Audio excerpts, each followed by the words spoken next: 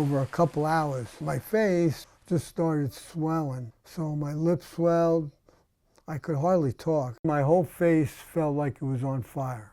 First Coast News is not identifying the man from this procedure, but the patient said he began feeling off in October of 2023. 30 years ago, he had neuroblastoma, which removed a cancerous tumor in his nose and left him with an extremely compromised immune system. Over the course of a few hours last week, his face became extremely swollen. I started getting nosebleeds, constant nosebleeds. I couldn't even get up to go to the bathroom without my nose starting to bleed. And that's when he went to HCA Florida Memorial Hospital. When I went for the examination, the doctor goes, "I see movement."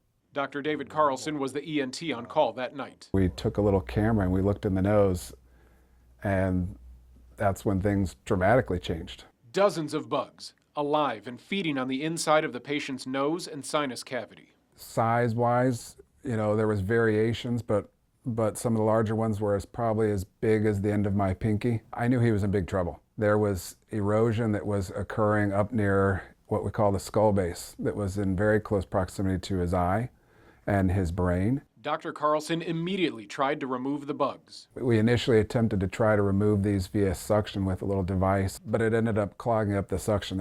They were large enough I couldn't get them through the suction. So we ended up having to remove them one by one using different instrumentation. And it hurt because they weren't coming willingly either. 150 bugs in the larva stage were pulled out of the patient's nose and have been sent off to an epidemiologist to determine what type of bug they are. They were up right against his skull base, right underneath the brain. Had they gone through that, it could have killed him. This case is extremely rare. There's nothing like it documented in the United States. And while Dr. Carlson doesn't want to cause widespread panic, he does caution people with compromised immune systems. Certainly if you're going to be around a dirty environment, those hands need to be washed. I know that I have to change my lifestyle as far as how I handle fish. Before I would rinse my hands in the river. Now I'll use a cleaner to just do a better job in between and make sure I don't touch my nose with my hands. The patient was given an antiparasitic and will be evaluated 3 to 4 times a year, but is expected to make a full recovery. Reporting in Jacksonville, Rich Donnelly, First Coast News, on your side.